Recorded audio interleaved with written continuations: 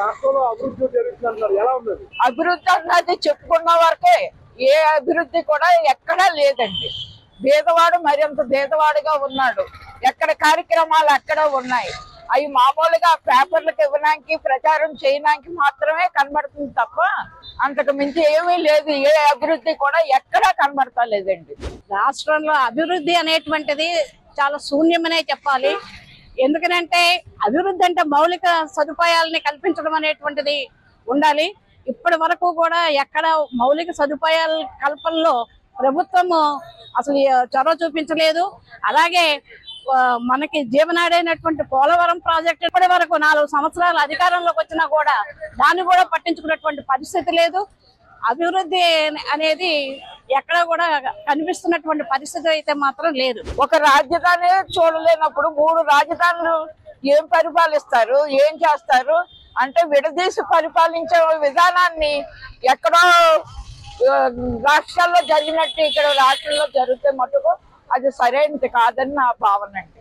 3 రాజధానులు 3 ప్రాంతాలని అభివృద్ధి చేయడం కోసం అని చెప్పేసి చెప్తూ ఉన్నటువంటి జగన్మోహన్ రెడ్డి గారు అధికారంలోకి రాకముందు అసలు అమరావతి రాజధాని అని అన్నప్పుడు అమరావతిని రాజధానిగా నేను ఒప్పుకుంటున్నాను, 33,000 ఎకరాలు కావాలి అని చెప్పేసి చెప్పినటువంటి పెద్ద మనిషి జగన్కి శక్తి లేదు, చెయ్యలేడు. చేయవలసిందంతా ఒకటే, ఏంటంటే ప్రతిపక్షాలు ఈ వివరణలన్నీ ఇస్తాయని ప్రజలకి తెలియపరుస్తారని, తను చేసినట్టు అభివృద్ధి ఏమీ లేదు కనుక ఇవన్నీ వాళ్ళు తెలియపరుస్తారని తన భయం. ఆ భయంతోనూ ముందులే పోలీసులు పంపించడం, ఆఫ్ చేయడం ఇటువంటివి చేస్తున్నారు. పోలీసులు మరి ఏం చేస్తారు, ఎవరు ఏ ప్రభుత్వం చెప్తే ఆ ప్రభుత్వం మీద వాళ్ళు ఇదవుతారు. అది సార్ జగన్ పరిపాలన ఎలా ఉంది సార్? జగన్మోహన్ రెడ్డి గారి పరిపాలన ఈ రోజున ఏ విధంగా ఉందో గత 3.5 సంవత్సరాలు ప్రజలందరూ కూడా చూస్తున్నారు.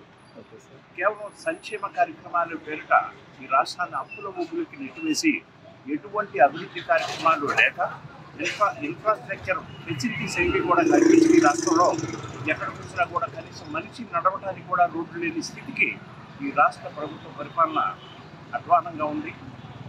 దీనంతా కూడా ఈ రోజుల్లో ప్రజలు చూస్తున్నారు. ఏదో సంక్షేమ కార్యక్రమాల పేరిట మనం ఏదో అన్ని ఇచ్చేస్తున్నాం కాబట్టి ప్రజలంతా మన వెంట ఉంటారనుకునేది వట్టి భ్రమ.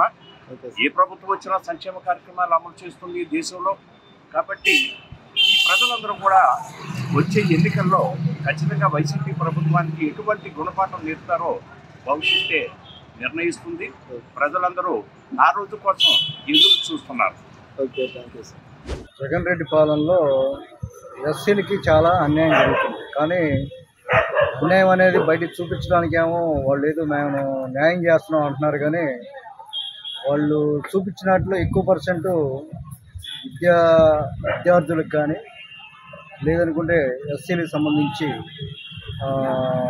పెన్షన్ విషయంలో కానీ మరి పిల్లలకు సంబంధించి కూడా మరి స్కాలర్షిప్ల విషయంలో కానీ అన్నిట్లో కండిషన్స్ పెట్టి ఎస్సీలకు కానీ బీసీలకు కానీ మైనార్టీలకు కానీ అన్యాయం జరుగుతుంది. రాష్ట్రంలో దారుణాలు ఎక్కువైనాయి, రౌడీజాలు ఎక్కువైనాయి, చెత్త పరిపాలన, ఏ ఆఫీసుకు పోయినా లంచాలు, ఏ పని చేయించుకోవడన్నా మన చేత కాకుండా అయిపోయింది. చెత్త రాజకీయం. ఒక వర్గానికే పని చేస్తున్నాడు. మెయిన్ ఓసీలు అనే వాళ్ళని వెనకబి దొక్కేసాడు. క్లియర్గా అర్థమైపోయింది. ఎందుకంటే ఓసీల్లో కూడా కమ్మ, రెడ్డి ఈ 2 కులాలు బాగా వెనకబడిపోయినాయి. వీటిని మరి ఎందుకు ఆయన కక్ష కట్టాడో, మరి అధికారంతో ఆనగొట్టాడో లేకుంటే మామూలుగా ఇదిగానే ఎందుకో మా మీద మాత్రం బాగా కంటుపట్టిపోయాడు. మేము ఓసీలు మాతో పాటు మా కులంతో పాటు రెడ్లు ఉన్నారు. రెడ్డుల్ని అదే పరిస్థితి చేస్తున్నాడు. ఏ ఒక్కరు నోట పట్టినా కూడా అన్న ఇదేం పరిపాలన అన్న అనే బాధ. ప్రస్తుతం రాష్ట్రంలో జగన్మోహన్ రెడ్డి తొగ్లక్ పాలన చేస్తున్నాడు. రాజధాని ఇక్కడ అంటాడు, అక్కడ అంటాడు. మొత్తం మీద వాళ్ళ కేసులు అవి మభ్య పెట్టుకోవడానికి రాజధాని అనేది ఒక నినాదం తీసుకొచ్చి జనాన్ని డిస్టర్బెన్స్ చేసి రాజధాని విజయవాడ రాజధాని కర్నూలు కానీ తర్వాత విశాఖపట్నం కానీ రేపు ఏదో విశాఖపట్నంలో పెడుతున్నాడని చెప్పి మొన్న మీటింగ్లో చెప్పుకొచ్చారు. కానీ అది కరెక్ట్ కాదు. రాజధాని గతంలో మీరు ప్రతిపక్షంలో ఉన్నప్పుడు కూడా రాజధాని సూటబుల్ విజయవాడ అని చెప్పి చెప్పుకొచ్చారు. కాబట్టి రాజధాని అమరావతి రాజధాని. జగన్మోహన్ రెడ్డి పరిపాలన ఏ విధంగా ఉందంటే అస్తవ్యస్తంగా ఉంది. చదువుకున్న వాళ్ళకి ఉద్యోగాలు లేవు, చేసుకుందామంటే పని కూడా లేదు, వ్యాపారాలు పూర్తిగా సర్వనాశనం అయిపోయింది, బతకడానికి కూడా కష్టకాలంగా ఉంది. ఇదే జగన్మోహన్ రెడ్డి ఈసారి నెక్స్ట్ గవర్నమెంట్ ఫామ్ అయితే వస్తే అసలు ఇక్కడ మా సామాన్య ప్రజలు బతకడానికి కూడా చాలా ఇబ్బందులు వస్తాయి. ప్రతి ఒక్కరి నోట అదే. నేను కూడా సగటు మనిషిని, సగటి ఫ్యామిలీ మాది, మధ్యతరగతి కుటుంబం. జగన్ గారి పరిపాలనలో ఎస్సీల మీద విపరీతమైన దాడులు, ఎస్సీలకు సంబంధించిన పథకాలు మొత్తం కూడా 27 పథకాలు ఆయన దుర్వినియోగం చేయటం జరిగింది. ఇప్పుడు రెండోది, ఈ 18,700 వేసి ఈ ఎవరైతే 45 సంవత్సరాలు నిన్న స్త్రీలు ఉన్నారో, అమ్మలు అక్కాయలు, వాళ్ళని సోమరపోతులు చేసే కార్యక్రమం ఒకటి. యాక్చువల్గా వాళ్ళు అభివృద్ధి చేయాలంటే వాళ్ళకి ఏదన్నా కానీ ఒక బర్రె లాంటిది ఇచ్చేసేసి వాళ్ళకి జీవనాధారంగా ఉండిద్ది, దాంట్లో కొంత సబ్సిడీ ఎదగటానికి. జగన్ పాలన అంటే అన్ని రంగాల్లో ప్రభుత్వం విఫలమైంది, ఎవరికి సాటిస్ఫాక్షన్ లేదు, కాబట్టి ఆయన పరిపాలన బాగా లేనట్లే కదా. జగన్ పాలన అత్యంత దుర్మార్గంగా ఉంది. ప్రజలకి అభివృద్ధి విషయంలో రోడ్లు, మంచినీళ్ళు, కరెంటు తదితర మౌలిక సదుపాయాలు కల్పించడంలో పూర్తిగా విఫలమైంది. 3 రాజధానులపై మీ అభిప్రాయం ఏమిటి? 3 రాజధానులు అంటే ఒకటే కర్నూలు వెళ్ళాలి కోర్టుకి, ఒకటే వైజాగ్ వెళ్ళాలి. ఇప్పుడే బాపట్లకి అమరావతి అయితే అందరికి దగ్గరగా అనుకూలంగా ఉంది. కర్నూలు అసలు ఫెసిలిటీసే ఉండవు వెళ్తాక రావడానికి కూడా. వైజాగ్ కన్నా కాస్త ఉంది. ఈ నుంచి కోర్టుకి వెళ్ళాలంటే సామాన్యులు ఎంతోమంది ఇబ్బంది పడుతూ ఉంటారు. నిరుపేదవాళ్ళు, మధ్య తరగతి వాళ్ళు బాగా ఇబ్బంది పడతారు కర్నూలు వెళ్ళాలంటే. అదేవిధంగా ఇప్పుడు ఒక రాజధాని సరిపోతుందని దాన్నే పర్మనెంట్ రాజధానిగా చేయమని కోరుకుంటున్నాం. 3 రాజధానుల వల్ల ప్రయోజనం అంటే ఉన్నది అసలు ఒక రాజధాని కూడా లేదు కదా ఎక్కడ ఉండేదానికి. ఒక రాజధాని కూడా లేకపోతే 3 రాజధానులు ఎలా కట్టగలడు? ఉన్న రాజధానినే కంప్లీట్ చేయకుండా 3 రాజధానులు ఎలా కట్టగలరు? అసలు లేదు కదా, సోర్సెస్ లేదు కదా, ఇన్కమ్ లేదు కదా అసలు. ఇప్పుడు 3 రాజధానులు కడతాంటున్నాడుగా జగన్మోహన్ రెడ్డి, దాని పరిస్థితి ఒకటిదే కట్టలేకపోయింది, 3 కడతాడు. ఒక్క రాజధానినే కట్టని చేత కాకుండా 3 రాజధానులు కట్టేది. వీళ్ళేమో అభివృద్ధి విషయంలో 3 ఏరియాలో డెవలప్ అవుతాయి అనే ఆలోచన అంటున్నారు, కానీ జనాలు తిరగడానికి ఇబ్బందిగా ఉంటుంది. అదే ఒక ఏరియాలో అయితే అందరూ ఒకే చాటుగా వచ్చి అన్ని పనులు చేసుకోవడానికి అవకాశం. 3 రాజధానులు అంటే ఒక రాజధానికి దిక్కులేదు, ఇక 3 రాజధానులు ఏం పెడతారయ్యా? ఒక రాజధానికే రాజధాని, ఒక రాజధానే జరిగి ఉంటేనే చాలు. 3 రాజధానులు 6 రాజధానులు ఏం చేశారు? రోడ్లు వేసారా, రొక్కలు వేసారా? ఒక రాజధానితో సరిపడారు, ఒక దాని వేస్తే చాలు, 3 దాని దాకా పోయారు. రాజధాని ఒక చోట ఉండాలి, 3 చోట్ల డెవలప్ చేయాలి. కోర్టు కోసం ఒక ప్లేస్కి వెళ్ళి, అసెంబ్లీ కోసం ఒక ప్లేస్కి వెళ్ళి, మిగిలిన ఇతరమైన పరిపాలనా కార్యక్రమాలకి వేరే ప్లేస్కి వెళ్ళడం అనేది సామాన్య మానవులకి సమయాభావం ప్లస్ ఆర్థికంగా ఇబ్బందులు ఉంటాయి. ఒక అమ్మకి షేర్ పెట్టలేనాడు 3 రాజధానులు కోకలు ఆడగడతాడయ్యా. రాష్ట్రంలో జగన్ పాలన ఏ విధంగా ఉంది? రాష్ట్రంలో జగన్ పాలన చూస్తే టోటల్లీ సంక్షేమం, ఓన్లీ సంక్షేమం ఒక్కటే తన లక్ష్యం. అంత మించి ఇంకా ఎలాంటి పరిపాలనలో ఎలాంటి మార్పులు చేర్పుల్లో అతని లక్ష్యం సంక్షేమం. సంక్షేమం కోసం పబ్లిక్ని ప్రతి ఐటెంలో కూడా ఆదాయం వచ్చే ప్రతి వనరుల్లో కూడా ఏ రాష్ట్రంలో కంటే కూడా ఈ రాష్ట్రంలో రేట్లు పెంచైపోయినాయి. పెట్రోల్లో తీసుకున్నా, డీజిల్లో తీసుకున్నా, లిక్కర్లో తీసుకున్నా, రిజిస్ట్రేషన్ ఛార్జెస్లో తీసుకున్నా కానీ ఎనీహౌ ఏ ఐటెంలో తీసుకున్నా కూడా పక్క పొరుగు రాష్ట్రాల్లో తమిళనాడుతో పోల్చుకున్నా ఓకే, పొరుగు రాష్ట్రాలు కర్ణాటకతో పోల్చుకున్నా ఓకే, పొరుగు రాష్ట్రం తెలంగాణతో పోల్చుకున్నా ఓకే, ఈ ఆంధ్రప్రదేశ్ చుట్టూ ఉండే ఏ రాష్ట్రంలో కంటే కూడా ఈ రాష్ట్రంలో ప్రతి ఐటెం మీద గవర్నమెంట్కి ఆదాయం వచ్చే ప్రతి వనరు మీద రేట్లు పెంచేడే తప్పక ఈ రాష్ట్రంలో ఆదాయాన్ని తీసుకొచ్చే మార్గం అతను చేయలేదు. అతని లక్ష్యం సంక్షేమం. సంక్షేమం కోసం జనాలను సైక్లింగ్ చేస్తూ ఉన్నాడు, తీసుకుంటా ఉన్నాడు, అమౌంట్ తీసుకుంటా ఉన్నాడు, అమౌంట్ జనాల దగ్గర నుంచి తీసుకొని సంక్షేమం ద్వారా అతను పరిపాలన చేస్తూ ఉన్నాడు తప్పక అభివృద్ధి అనేది శూన్యం. ఆల్రెడీ 4 సంవత్సరాలు చూస్తూ ఉన్నాం, అధికారం వచ్చేసింది, 4 సంవత్సరాలు పూర్తి అయిపోయింది. ఆయన 3 రాజధానులు ఆల్రెడీ 2 కట్టేసాడు 4 సంవత్సరాల్లో, ఇంకొకటి కట్టడానికి కూడా నిన్న సిద్ధంగా ఉండి వైజాగ్లో నిన్న ఏదో పెట్టాడు. 3వ రాజధాని కూడా కట్టడానికి కూడా సిద్ధంగా ఉన్నాడు. ఆల్రెడీ 2 కట్టేసాడు 4 సంవత్సరాల్లో. 2 రాజధానులు కట్టడం అయిపోయింది, 3వ రాజధాని కట్టడానికి సిద్ధంగా ఉన్నాడు. మాకు స్థానికంగా శాసనసభ్యులు లేరు, మాకు స్థానికంగా ఉన్న ఇన్ఛార్జీలు అంటే వాళ్ళకి ఛార్జీ లేదు. లోకేష్ పాదయాత్రపై మీ అభిప్రాయం?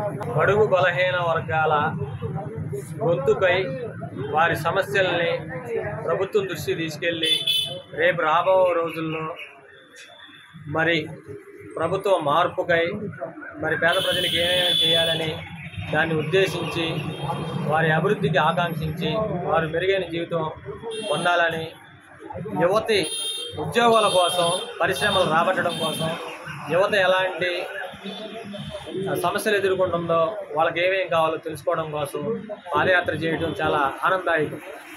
గతంలో పాదయాత్ర చేసిన వాళ్ళందరూ గవర్నమెంట్ ఫామ్ చేసిన వాళ్ళేనా? ఇంతకుముందు రాజశేఖర రెడ్డి కానీ, తర్వాత చంద్రబాబు కానీ, తర్వాత జగన్మోహన్ రెడ్డి కానీ, ఇప్పుడు లోకేష్ కూడా పాదయాత్రకు మంచి స్పందన వస్తుంది. రాబో రోజుల్లో తెలుగుదేశం పార్టీ అధికారంలోకి వస్తుంది. ప్రజాదళం బాగానే లోకేష్ స్పీచ్ కానీ బ్రహ్మాండంగా ఇస్తున్నాడు. జనం బాగానే మొబైలైజ్ చేస్తారు. చాలా మంచి అభిప్రాయం, చాలా మంచి పద్ధతి కూడా. జనాలందరినీ ఏమన్నా తెలుసుకోవటానికి, వాళ్ళ బాధలు కష్టాలు తెలుసుకోవటానికి పాదయాత్ర చేస్తారు. లోకేష్ గారు పాదయాత్ర తిరుపతి నుంచి స్టార్ట్ చేసింది చాలా ఘనంగా స్టార్ట్ అయింది, సక్సెస్ఫుల్గా రన్ అవుతుంది. చాలా జనం బాగా వస్తున్నారు. సార్కి బాపట్ల వచ్చినప్పుడు మేము కూడా సార్తో పాటు కలిసి నడుస్తాము. పాదయాత్ర బాగా స్పందన బాగుంది. పాదయాత్ర వల్ల జనాల సమస్యలు తెలుస్తున్నాయి. బాగా చాలా సమస్యల మీద స్పందించే తీరు కూడా చాలా బాగుంది. ఇంతకుముందు రాజశేఖర రెడ్డి గారు చేసినప్పుడు ఉన్న స్పందన మీద, బాబు గారు చేసిన పాదయాత్ర మీద, జగన్ గారు చేసిన పాదయాత్ర మీద కూడా నాకు ఇంకా ఏదో జనాల్లోకి సుచ్చుకుపోయే విధానం, సమస్య ఎట్లా స్పందించే తీరు, 24లో అధికారంలోకి వస్తే అతను చేయబోయే విధానం నాకు చాలా బాగా ఉంది అనిపిస్తుంది. నాకు ఇలాగే బాపట్లలో కూడా ఇప్పుడప్పుడే మేము ఎదురు చూస్తూ ఉన్నాం. మా బాపట్లోని సమస్యలు కూడా లోకేష్ గారి దృష్టికి తీసుకెళ్ళి ఆ సమస్యల్ని పరిష్కరించే దిశగా లోకేష్ గారు స్పందిస్తారని మేము ఆశిస్తా ఉన్నాం. ప్రతిపక్షాల మీద ప్రభుత్వం దాడులు చేస్తుంది, దానిపై మీ అభిప్రాయం? ఈ గవర్నమెంట్ వచ్చిన తర్వాత ప్రతిపక్షాల పైన విపరీతమైన దాడులు, అంటే దాడులు చేస్తున్నారంటే మేము అసమర్థులు, అంటే పరిపాలన సరిగ్గా పరిపాలించలేని విధానం, దౌర్జన్యం. గతంలో కూడా నువ్వు కూడా ప్రతిపక్షంలోనే ఉన్నావుగా, మరి ఆనాడు గవర్నమెంట్లో ఉన్న చంద్రబాబు నాయుడు ఇలాంటి దౌర్జన్యాలు ఏం చేయలేదుగా. కాకపోతే కార్యకర్తలకు సంబంధించిన విషయాల్లో ఉన్నాయి. ఈరోజు ఏ ప్రతిపక్షాన్ని కూడా మాట్లాడాలని చేయలేని ఒక క్రియేట్ చేసావు. చాలా పిరికి వ్యవహారం చేసుకుంటే నీ ప్రభుత్వాన్ని నువ్వే కూల్చుకునేటట్టు చేసుకున్నావు. ఎవరైనా ప్రజాస్వామ్యంలో పాదయాత్రలు చేసుకునే హక్కు ఉంది. అలాగే కదా జగన్మోహన్ రెడ్డి గారు పాదయాత్రలు చేసి నెత్తిన చేతులు పెట్టి ముద్దులు పెట్టి వచ్చింది. అట్లాగే లోకేష్ గారి పాదయాత్ర కూడా బాగానే ఉంది. కానీ మరి ఈ పాదయాత్రపై ప్రభుత్వం కల్పించే అడ్డంకులు బ్రిటిష్ వారి పరిపాలన కూడా ఘోరంగా ఉన్నట్టు అనిపిస్తుంది. ఇటు వాళ్ళు సరిగ్గా లేదు, ప్రభుత్వం సరిలేదు, వాళ్ళు సరిగ్గా చేయటం లేదు, ఎక్కడ చూసినా దౌర్జన్యాలు.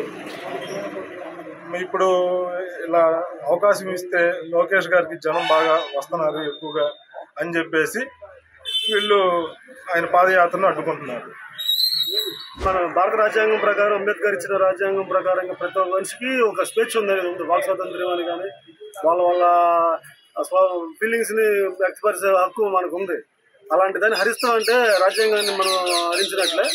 సో అలాంటి పరిస్థితులు ఇంతకుముందు ఎప్పుడు ఎదురు కాలేదు. ఇంతకుముందు ఎప్పుడు రాజశేఖర్ గారు చేసినప్పుడు కానీ, జగన్ గారు చేసినప్పుడు కానీ, షర్మిల గారు పాదయాత్ర చేసినప్పుడు కానీ ఎప్పుడు కూడా రాజ్యాంగం ఉల్లంఘన జరగలేదు. అలాంటి సందర్భాలు ఎప్పుడు జరగలేదు. అడ్డుకోవడం తప్పు. అది అంటే నీ పాదయాత్రని ఎవరు అడ్డుకుంటున్నారా? ఎవరు అడ్డుకోవట్లేదుగా.